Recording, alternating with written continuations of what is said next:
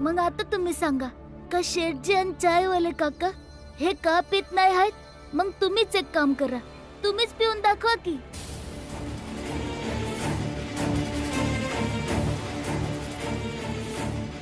नाहीतर खरं सांगा का काय होतं या ग्लास मध्ये. आई, भीमराव काय म्हणतो आहे? काय होतं या ग्लास मध्ये? विष.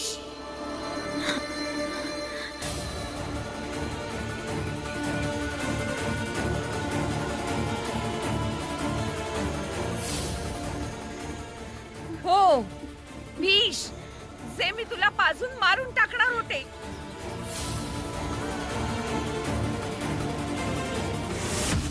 तसंही तू जगून काय करणार आहेस?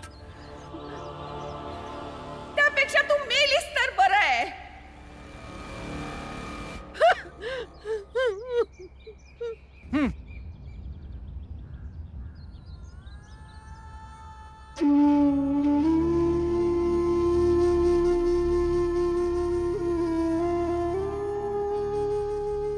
चुप हो बाळा. काही गोष्टींकडे लक्ष देऊन दुखी नको होऊ. पण ज्या गोष्टींचा विचार करून आनंदी होऊ शकतो त्या गोष्टींचा तर विचार करूच शकतो ना. भीमराव, तू माझे प्राण वाचवून मला आपल्या जातीचं बनवून टाकलं.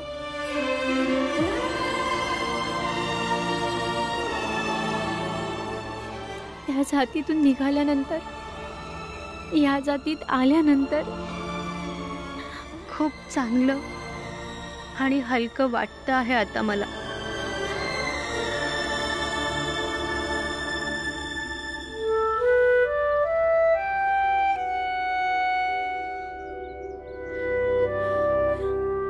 चल.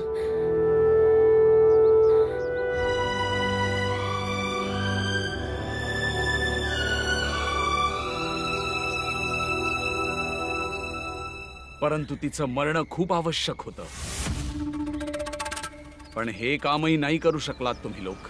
कधी शिकणार आहात तुम्ही की बलिदान देण्यासोबतच बलिदान घेतलं सुद्धा जातं. मग महाराज, आता तुम्हीच आम्हाला मार्गदर्शन करा. माणसाला मार्ग स्वतःच निवडावा लागतो. लक्ष मी सांगितलं. विचार तर आता तुम्हाला करायचाय की त्या लहान मुलाला कसं समजलं की त्या ग्लास मध्ये विष होतं. अर्थात तो तुमच्या सर्वांपेक्षा समजूतदार निघाला. मग कशासाठी स्पृश्य म्हणायचं तुम्हाला?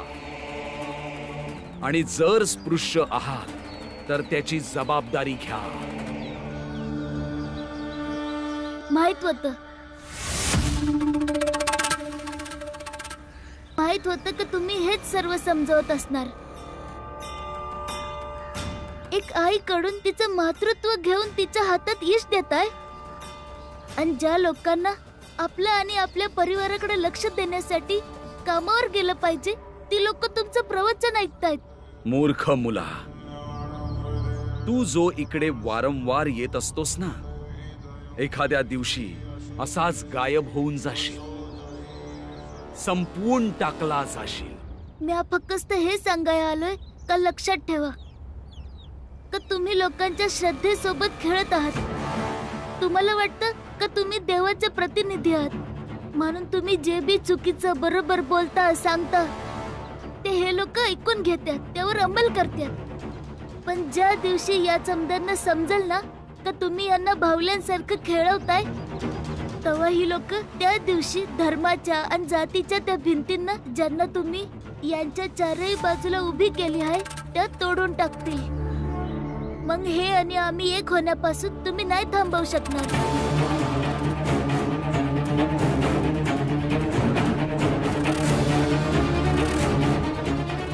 जशी यांची मुलगी आमच्या परिवाराचा भाग झाली आहे तसाच हा पूर्ण समाज हे घर बनणार आणि आम्ही समदे यांचा एक भाग बनू. त्या धर्मी कपाळ करंटी मुलीचं उदाहरण नको देऊस. त्याने तुझं स्वप्न पूर्ण नाही होणार आहे. उलट तिच्या बरोबरीने तुमची सुद्धा राख रांगोळी होईल.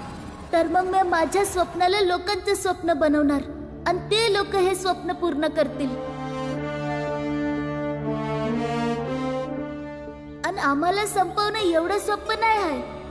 जसं तुमच्यासाठी तुमचे अंध भक्त जीव देऊ शकतात, तसंच आम्ही आमच्या घराच्या रक्षणासाठी जीव देऊ शकतो. राष्ट्र संविधानाचा तूच शिल्पकार, तूच शिल्पकार. समता अन बंधुतेचा तूच सूत्रधार, सूत्रधार, तूच सूत्रधार. राष्ट्र संविधानाचा तूच शिल्पकार, समता अन बंधुतेचा तूच सूत्रधार. लेखणीच बनविले सशस्त्र धारदार, भेदांवर द्वेषावर करुणी तू प्रहार. साहेब माझा भीमराया, साहेब माझा भीमराया, भीमराया, साहेब माझा भीमराया.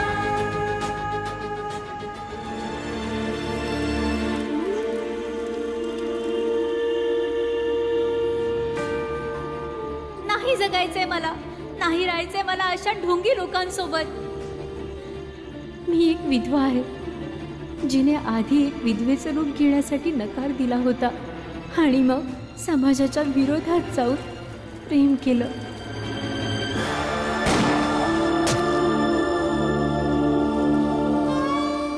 काय होतं या ग्लासात?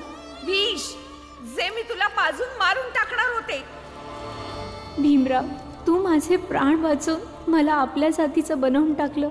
त्या जातीतून निघाल्यानंतर, या जातीत आल्यानंतर खूप चांगलं आणि हलकं वाटतं आहे आता मला.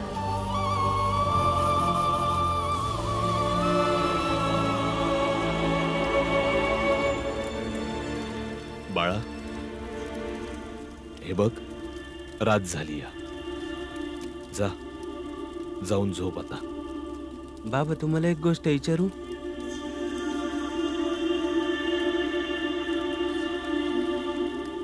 हा, विचार. कोणाशी बी काही नातं जोडल्याशिवाय आपण त्याचे साथ आयुष्यभर देऊ शकतो का? नक्कीच देऊ शकतो. मग मला राणीला आयुष्यभर साथ द्यायची आहे. तिचं कोणीच नाही हाय. आई म्हणते की प्रेमात मागणी असते आणि सेवेत भावना. मला तिच्याकडे कसली बी मागणी नाही करायची. बस सेवा भावनेने तिची सेवा करायची. कारण जेव्हा मी तिला पहिल्यांदा भेटलो होतो, तेव्हा तिला आपला जीव द्यायचा होता आणि मी तिचा जीव वाचवला होता. आणि माणूस कोणाचा बी जीव वाचवतो तेव्हा त्याच्याशी मन जोडतच ना आपलं. जसं बुद्धांना झालं होतं, त्या चिमणी संगजीला त्यांचा भाऊ देवदत्तने मारायचा प्रयत्न केला होता तेव्हा. हे बघ बाळा, तुलाही गुंतला जातोयस. थोडा शांत मनाने विचार कर, शांत राहून. आणि आम्ही कुणाची सेवा करण्यापासून कधी थांबवलं का? आणि पुढे कधी थांबवणार बी नाही.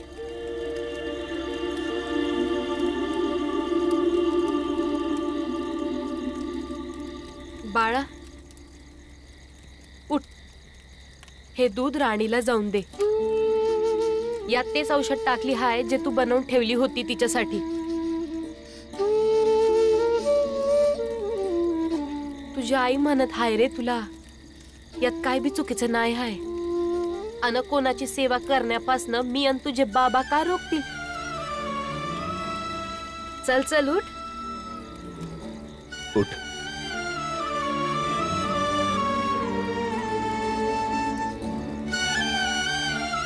जा.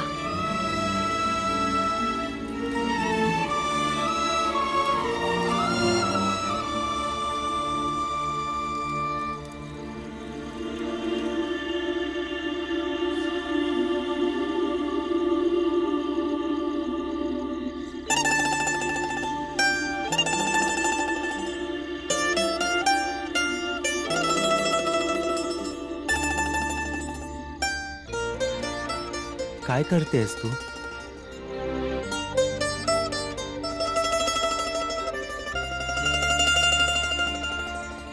बस बाहेरचं जग पाहत होती,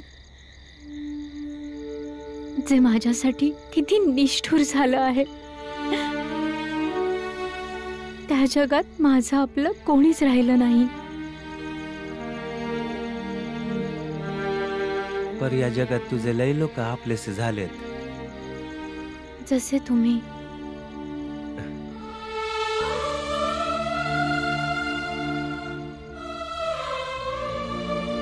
हे घे, दूध पिऊन घे. हे औषध टाकलेलं दूध आहे.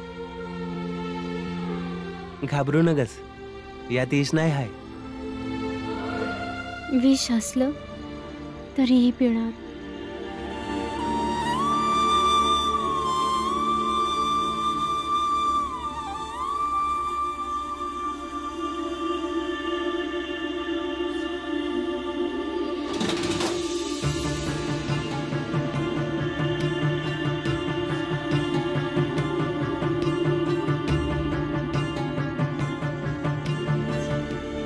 ए थांब, कोण आहेस तू?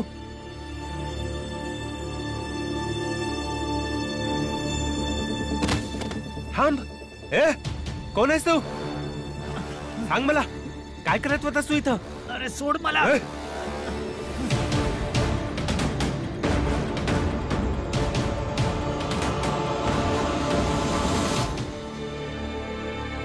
सांग, कोण आहेस तू? बाळा, काय झालं? अरे सोड मला. मी संदेश आहे, राणीचा प्रेमी.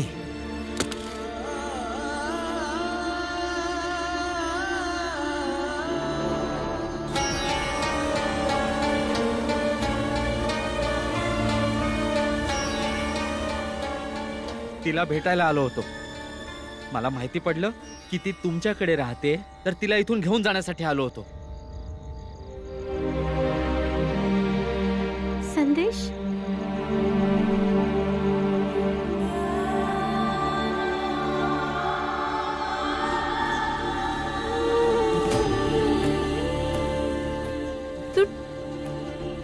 तू ठीक आहेस? म्हणजे त्या लोकांनी तुला मारलं नाही? कुठे होता तू आतापर्यंत? आणि त्या रात्री का नाही आला? हा, तुझ्याकडेच येत होतो, पण गावातल्या काही लोकांनी मला पकडलं.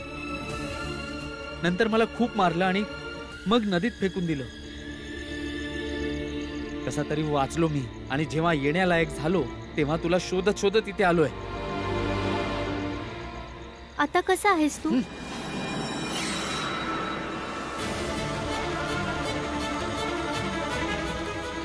काय झालं संदेश?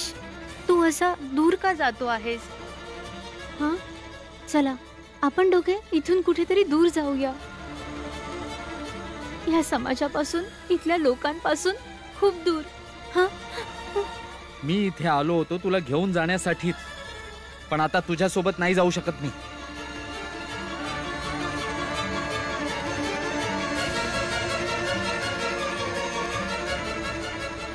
म्हणजे आता असं काय झालं आहे? म्हणजे इथे येऊन मला समजलं की मी खूप चुकीच्या जागी आलोय. मी ज्या राणीवर प्रेम केलं होतं ती आता बदलली आहे. आधी कोणी वेगळीच होती, आता कोणी दुसरीच झाली आहे. मला काही समजलं नाही. तू हे काय म्हणतो आहेस? तू आधी विधवा नक्की होतीस, पण आपली जात एक होती, आपला धर्म एक होता. पण आता तू आपली जातच बदललीस. अरे, आपला धर्म भ्रष्ट करून टाकलास या लोकांच्या घरी राहून. आणि हा मुलगा कोण आहे? आता ह्याच्यावर प्रेम करायला लागलीस तू?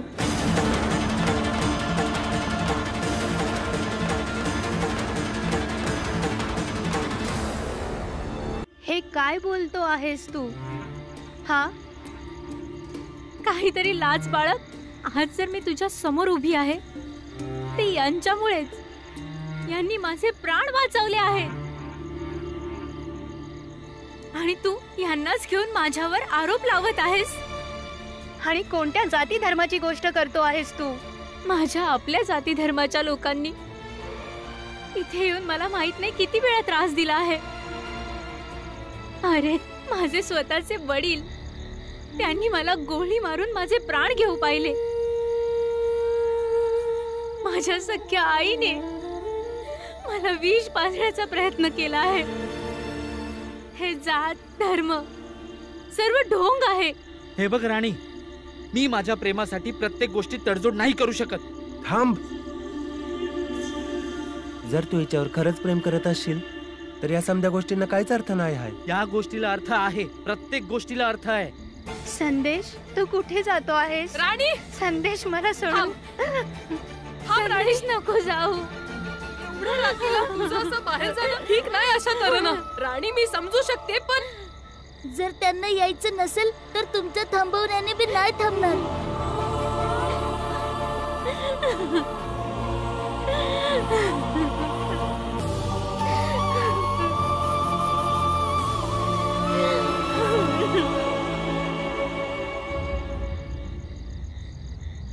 महाराज, महाराज,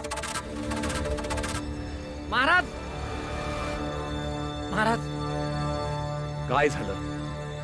माहित नाहीये का ही माझी विश्रांतीची वेळ आहे? क्षमा करा महाराज. अहो, पण यावेळी येणं आवश्यकच होतं. महाराज, तो मुलगा ज्याच्यासोबत राणी पळणार होती तो जिवंत आहे आणि राणीला भेटायला आला होता. पण राणीला त्या अस्पृश्य समाजाच्या लोकांबरोबर बघून परत जातोय. त्याला जाऊ देऊ नका. पकडून घेऊन या त्याला. या सर्व प्रकरणाचा सगळ्यात मोठा पापी तोच तर आहे. जशी आज्ञा महाराज. जशी आज्ञा महाराज.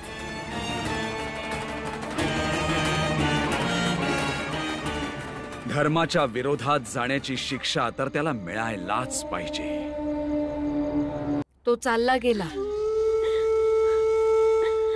कारण समाज आणि परंपरांकडून त्यांनी हेच शिकलं असणार की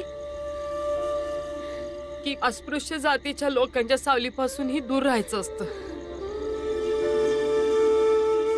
इथं तर गोष्ट पिरमाची आहे.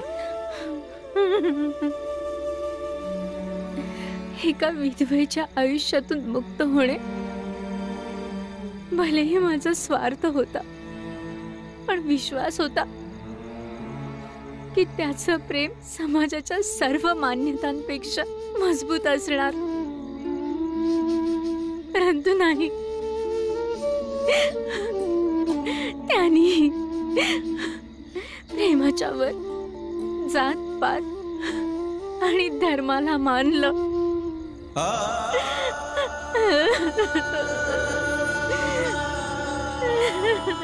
हेच तर दुःख आहे आयुष्यातलं. इथं लोक जात आणि धर्माच्या नावावर काय बी सोडायला तयार होतात. हो, पण आता माझ्या आयुष्यात काहीच उरलं नाही. कदाचित कधी मी आनंदी नाही राहू शकणार.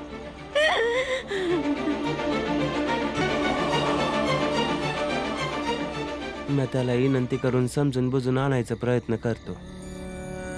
हेच लोक म्हणतात ना, शुद्धीकरणामुळे समजा काही ठीक होतं. तर मग तू शुद्धीकरण करून घे. मग तर तू त्यांच्या जातीची वशील ना.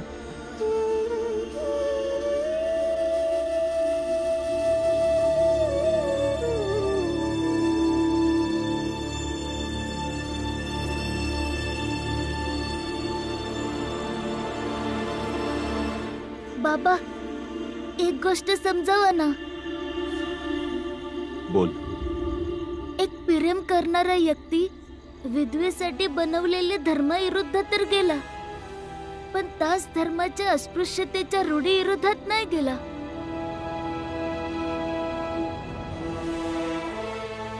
एका बाजूला समाजाच्या त्या विचाराच्या विरोधात तर गेला का विधवांना पण विवाह करण्याचा अधिकार आहे, पण दुसऱ्या बाजूला राणीताई आपल्या सोबत राहिल्याने त्याला एवढा त्रास झाला का तो तिचे साथ सोडायला बी तयार झाला.